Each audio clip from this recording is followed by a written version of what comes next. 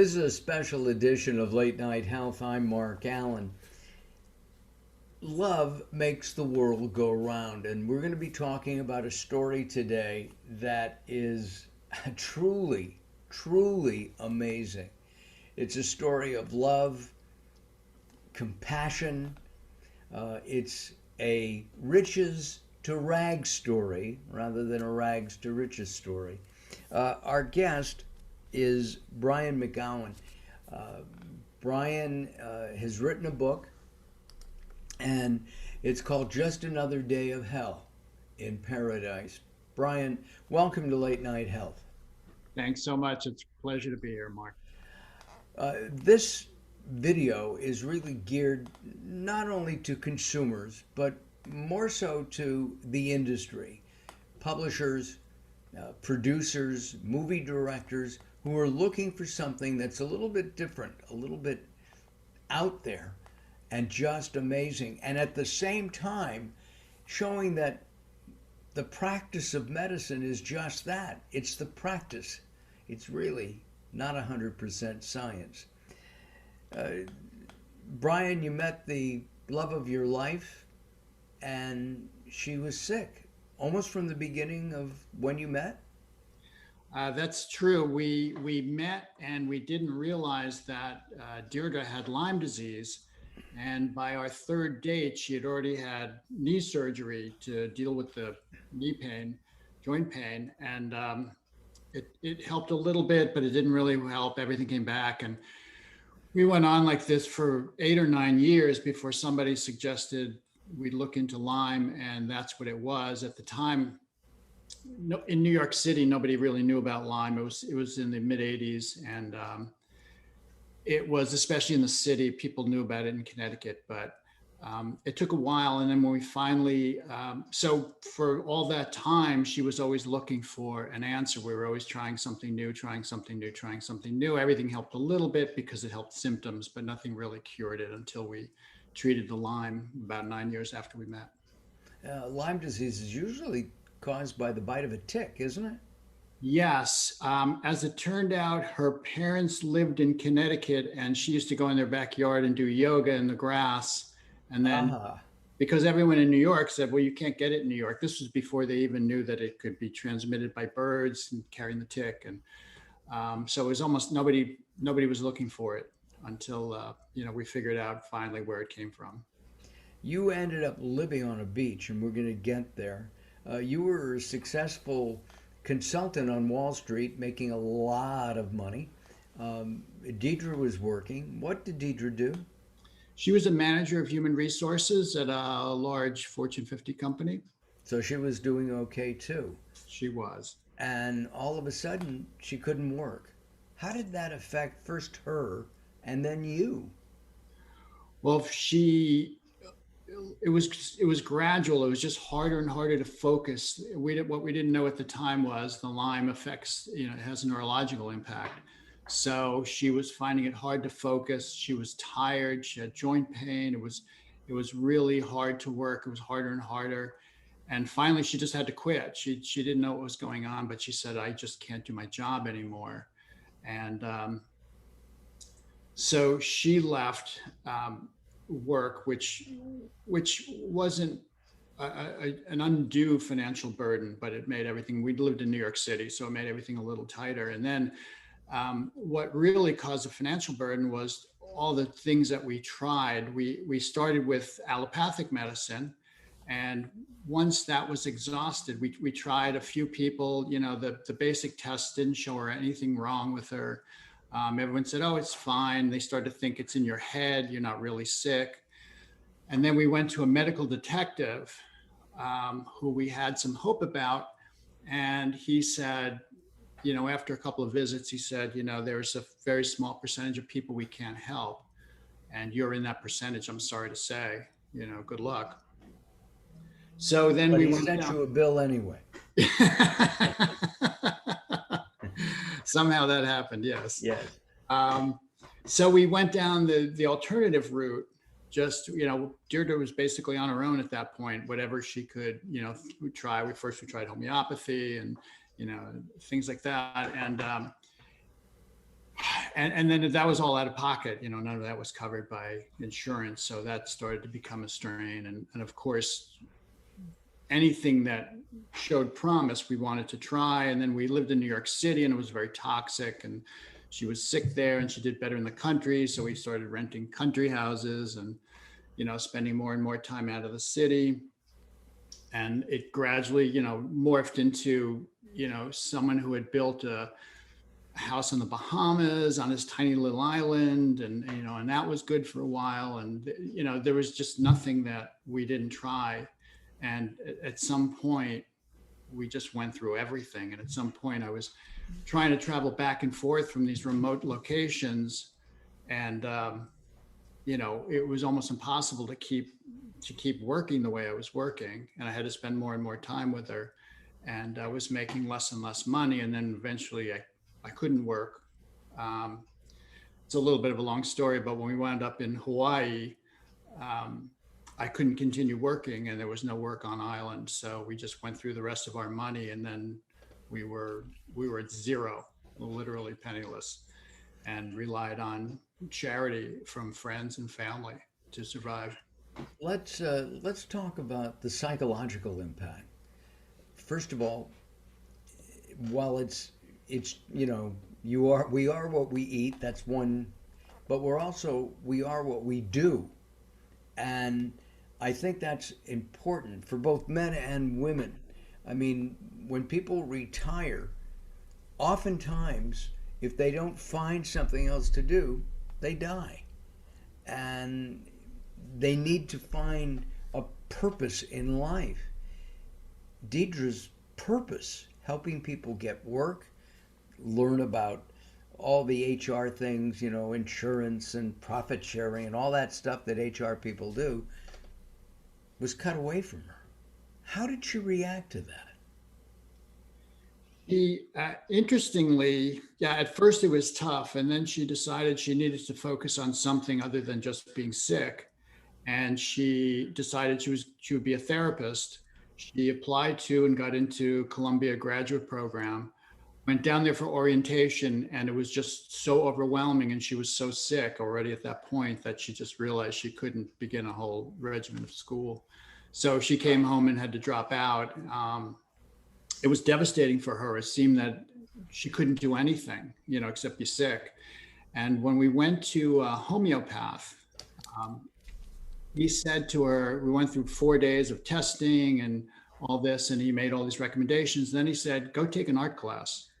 And we were like, did he just say, go take an art class? And he said, doesn't matter what kind of art class, any kind of art class. And we lived not too far from the 92nd Street Y. Deirdre went in, took an art class, and just it opened a whole new world.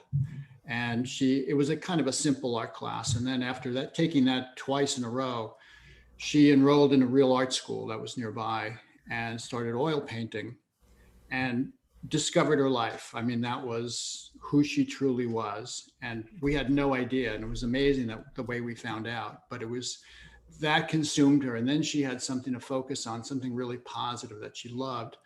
But then, of course, she was getting more chemically sensitive, and then the oil painting made her sick, and she had to quit that. I have to tell you, I just wrote down on my pad here, oil painting was the oil. And the 92nd Street Y, I've seen some of the lectures, great place. That had to be psychologically devastating again. I mean, this is a love story. Your book is a love story, but at the same time, it's a psychological, I don't know if thriller is the right word. Unfortunately, it is. Yeah, exactly. At that point when she had to, first she finds a passion that she can work on, then she can't do it because she's getting sick from the oil. Yeah, that was devastating to her. And the whole story is just a series of finding something that might be hopeful, might bring us some hope, and then no, it doesn't work. And then another thing, no, it doesn't work. And I truly don't know how she kept going as long as she did. I mean, she spent a lot of time in therapy. She had to do it on the phone. She couldn't go in person. At some point, we both entered an energy healing school, as part of as part of the process of exploring all the alternative possibilities. Energy healing was something she wanted to work with, and so that kind of put us down more of a spiritual path. We started working with shamans. We started working with all kinds of plant spirit medicine, all kinds of things, and so she started having more of an active spiritual path, and that, I think, kept her going. And I remember one time we were both at the bottom and we just had no hope, and I said, I can't go on. Why do you want to go on? Why do you even want to live? And she said, believe it or not, I want to have a life with you. And it was like, that knocked me out, because I just thought what she has to go through and what she's putting up with. I couldn't believe that was her answer, but there was just, that kept her going, and at one point we went to a clinic in Switzerland, and it was such a controlled environment, and there was so much help there. It was biological medicine, which seemed to really work for her. She actually got as close as she could be to normal functioning while she was there. But then when we were there for 6 weeks, we came back to New York, and of course, out of the bubble, everything starts to unravel. But she at least had the idea. She knew there was hope. She knew there was a way to be better. So she never gave up trying to find that. She knew we couldn't afford to go back to Switzerland forever, but that's why we wound up in Hawaii. Clean air, live on the beach, that kind of thing. And but that wasn't enough. I living on the beach after living in a townhouse in New York, having a place in the Bahamas, visiting Deirdre's parents in Connecticut. Holy moly, that's a change. Were you in a homeless encampment? Were you on private property? We were on the sand itself. We had to be careful about being on private property. We were on the sand itself, just along the beach. We were all the way down one end of the beach where, it was there was a kind of protected by a little grove of bushes. So we had some privacy. But at that point, she was so chemically sensitive that she couldn't tolerate a tent. So we had nothing. She just slept on a like a cotton bed mat, and I had a sleeping bag, and we just slept on the sand.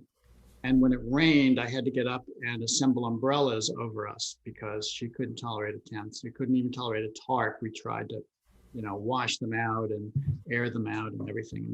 Everything was too toxic for her at that point. So I could sleep with an umbrella over me, but I had to sleep with my head out, so I knew it was raining. I could jump up and then assemble the umbrellas, and we'd be under that. And as soon as it stopped raining, we'd disassemble the umbrellas, go back to bed until it rained again. And it rains more than you think. Yeah, and yes, I was going to say, it rains quite a bit on most of the islands of Hawaii. During this time, did you ever? You said you wanted to give up yourself, but giving up your home, your income, your savings, your life, I'm assuming your friends. How did you react to that? It's the kind of thing where you look up and you go, how did I get here? How could I possibly have let things get to this point? But it happens so incrementally. You never really have a chance to step back and look at the big picture. You're always in crisis mode. You say, how do I get through this crisis? What's the next right thing we have to do? And each decision advances you along the path just a little bit more. It's so incremental, you don't really notice until everything, all of a sudden you're losing your house and you're sleeping on the sand in Hawaii, and you go like, how could this ever have happened? And it really couldn't happen if you could be consciously aware of it, but you just keep going. Well, and then the further you go along the path, the more you say, well, we've gone this far, we can't give up now. So you just keep and trying crazier and crazier things. And everything's relative. So it's not really crazy because the thing you did before it was almost as crazy. So it's just a little more crazy each time until you wind up in a ridiculous situation. And This is Late Night Health. I'm Mark Allen. We're talking with the author of a book soon to be published, Just Another Day of Hell in Paradise. And if you're a producer, if you're a publisher, you got to get in touch with Brian and his people. And we've had the email up that you can reach out to them throughout our conversation together. What did your family think of this? I mean, I'm going to surmise. Brian and I met briefly the other night. Thank you very much for hosting. And we, my gut feeling is you're one hell of a nice guy, okay? Or are you one hell of a stupid guy? Which one do you think? a little of both. And how did your family? I mean, your mother passed away a number of years ago now, but after Deirdre passed, your brother also. So they both knew Deirdre. And then there's Deirdre's family. How did this all funnel into one person? And that wasn't Deirdre, that was Brian. Yeah, it was surreal. After a while, people kind of think nobody can be this sick, and it's the whole multiple chemical sensitivity thing is a challenge because you don't look sick. You just have these reactions that nobody else has, and they're standing right next to you and they're not reacting the way you are, and they can't understand it. And after a while, after 5 years of standing in the water to detox in Hawaii, people just go, no, that's not the answer. There's something wrong with her. There's something else wrong with her. It's, and it's just in her head, and they can't tolerate you not getting better after all this time. It's hard for them to witness it. And I think that's what happened with the families. And the families, after a while, start to think, well, it's just, is she being a drama queen or whatever? Is this real? Is this real? And then my family, I spoke to them on the phone. We kept in touch. They helped us financially as much as they could. But I hadn't seen them in 5 years, and they were just kind of wondering if they were ever going to see me again. And everyone tried to be as accommodating as possible. And I think on the phone, they tried to be upbeat and positive, but kind of finding out later on that they were kind of despairing about this and just thinking like, how could this be? And, Were they worried about you? yeah, they were. I was lucky to be, I don't get sick. I'm not one of those people who get sick. Thank God. Knock on wood. Yes. But, at some point it just wears you down so much. There's no break. This level of stress is constant. And, it's just after a while, it was taking its toll on me. And I was wondering, how much longer can I do this? I just didn't know. And at some point I was thinking, well, I don't think Deirdre's going to make it. And I'm not even sure I'm going to make it. And I don't know, what if something happens to me? And there was at some point I got a hernia from carrying things around, and then I couldn't stop. I couldn't stop for one day, much less get surgery. So I just had to find a way to carry things that didn't, aggravate it, and just you're always trying to adjust to the next untenable situation in a way that you can manage, in a way that you can sustain. And it was just nonstop. You think that you have limits, but until you're actually forced to face them, you find out that you can always do more. And, I found out I could go way past what I ever thought I could have. It's not the way I necessarily wanted to find out, but I think we're all capable of way more than we think, but we don't have to find out until we have no choice. We here at the Allen family residence, one of our favorite TV shows was Better Call Saul, and Saul's older brother had an allergy to electricity. Okay, he actually wore aluminum foil to protect himself. And you could see that most people thought he was nuts and crazy. Yet there was definitely some kind of reaction. Recently in the news, there are people who have reactions to 5G and even 4G and computers and other cell phones. And a lot of times people go, oh, come on, that's all in your head. When somebody said that to you, when a doctor said, you know, Brian, it's in Deirdre's head, it's all psychological. How did you react? Not the first time, not the 10th time, but did you ever say, Doc, you're nuts? She's sick. Fix her. Yeah, it was extremely frustrating. It was, you know, the tests aren't designed to diagnose those kinds of illnesses. So they look at you and they check your heart and they check your blood pressure and, oh, you're fine, you know, and you're like, no, we're not fine. You got to look deeper. And at some point, it did make you crazy. And Deirdre realized she was on her own. And fortunately, she's an amazing researcher. And she just dug and dug and dug and discovered all these things. And she'd be talking to practitioners around the world, either by email or sometimes on the phone, picking their brains. She'd find something that someone who looked like they might be able to offer her some help. And she'd be, you know, doing whatever she could. I mean, she stopped at nothing. And she knew that she was basically responsible for her own life. She wasn't going to get the help she needed anywhere else because nobody understood her.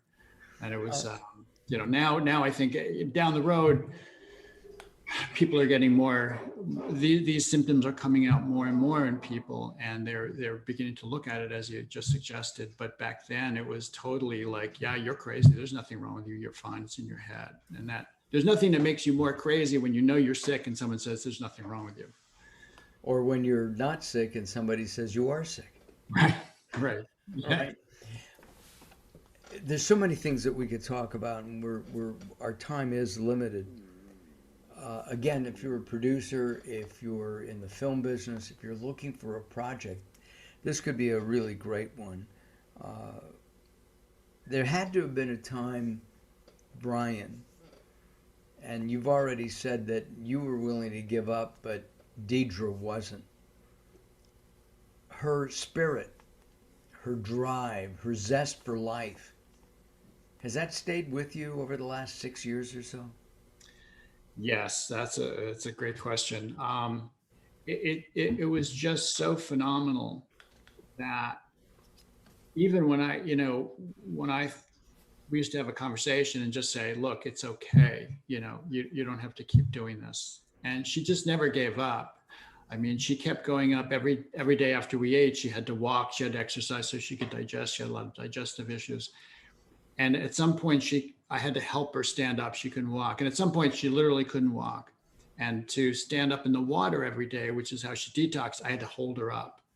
And even then she was just, you know, at that point, I think we kind of knew it was near the end, but I will never forget how, you know, it puts things in perspective when I have to face what I consider a crisis. And I think about, you know, how she reacted to the circumstances of her life. It helps me to realize, like, this is nothing. I can get through this. This is not the end of the world. I've just never seen someone who, it was almost to the point of like, maybe you should give up at this point, but she never would. She just never gave up the hope of, you know, she wanted to paint, she wanted to be together, she wanted to enjoy love, she wanted to enjoy all the things that she loved. She wanted to have her life, and just never gave up the hope that the next thing we find might just be the thing that does it. When I read the synopsis of the story and talked to you, I immediately thought of Ryan O'Neal and in Love Is Never Having to Say You Sorry. Is there any correlation there? Yeah, I think that I think it fits certainly to the extent that Deirdre felt bad that my life was, our life was kind of destroyed by her health and by what she required. I mean, I drove cross country 7 times just trying to get her to places where she needed to be. And I mean, it just goes on endlessly. And we went through every dollar we had. So I know that she felt bad about that, but at the same time, she knew that we had to keep going. And I was willing to do it because we both thought, okay, there's got to be an answer and we'll find it. Eventually we'll find it. We keep eliminating all the things that don't work. We'll get to the one that works. But there really wasn't one that worked. And when we finally found out what would work for her, it was too late. And Hawaii was our best shot.